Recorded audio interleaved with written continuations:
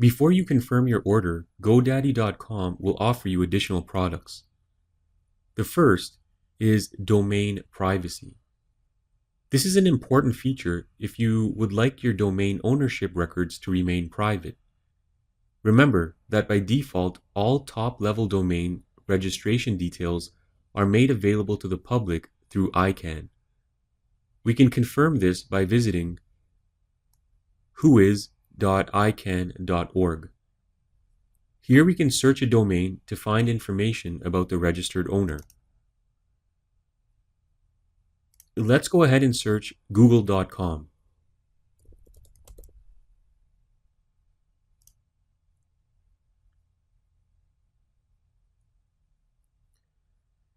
This page contains the Whois information for google.com. We can see there's quite a bit of information listed here. We can see the registration, administrative, and technical contacts for the google.com domain. This includes things like name, organization, mailing address, phone number, and email.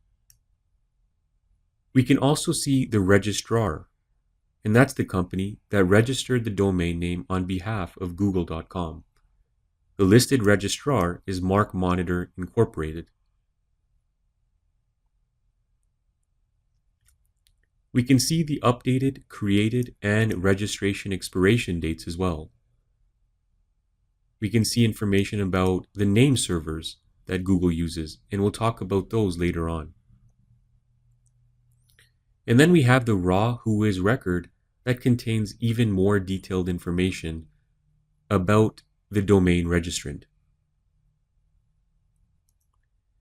If you register a domain name under your own name and address, the information would be made available just like this without using domain privacy. It's generally a good idea to use domain privacy so your personal or business information is not entered into spam lists. To see what your domain information would look like with the domain privacy option, run a Whois search on the domain name mywebdevcourse.com. This is a sample domain we registered for the purpose of this tutorial.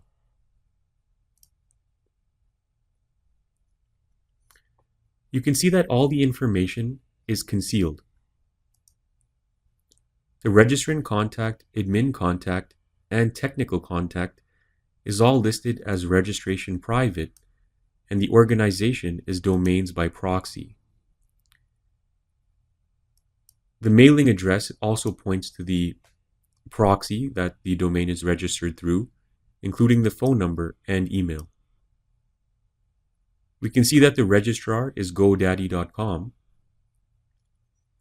We still have information about the name servers and the registration and update dates, but there is no personal information included in the Whois record.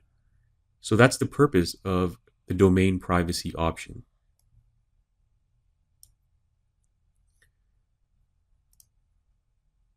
So in this case, we'll select yes. We'll go with the first option.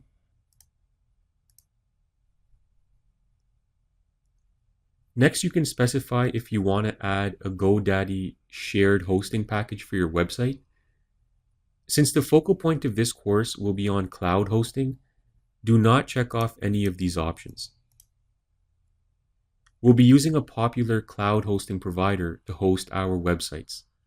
Next, we can add a professional email to our domain name. This means we can get an email such as john@mydomain.com, for example. The email service offered from GoDaddy is fairly expensive for what you get, and their webmail application is also quite slow and non-user friendly. We'll be using a service called Gmail for Work to create a personalized email address for our domain later in this course. The Google product is much better and offers many more features. And especially if you're accustomed to Gmail, then it offers an additional advantage as well. Once you've completed this page, click the Continue to Cart button.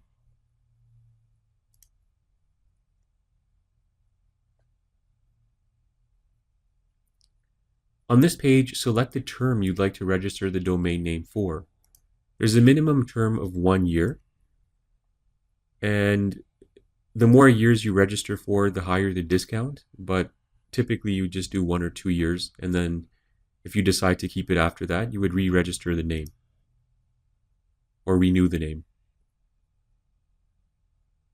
So once you've selected your term, click the Proceed to Checkout button. Make sure that Make My Domain Private is checked off if you want domain privacy. And also choose your currency. And then click Proceed to Checkout.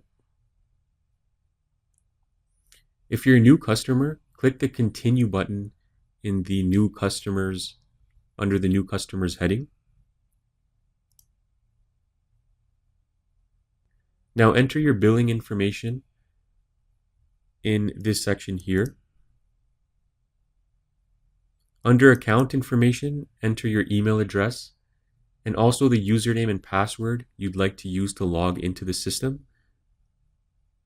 The PIN number is used when you call their technical support phone number. They'll ask you for a PIN number in order to process any technical support requests. And then enter your payment information if you're using credit card or PayPal. And then just click the Continue button when you're ready to proceed. Once you do that, you'll log into your PayPal account if that's what you're using. And once your payment is confirmed, you'll receive an email confirmation. The domain name is normally ready within a few minutes. And you'll also receive an email that requires you to activate your account by clicking a link. So once you've activated your account, in the next lesson, we'll log in and check out the administrative options.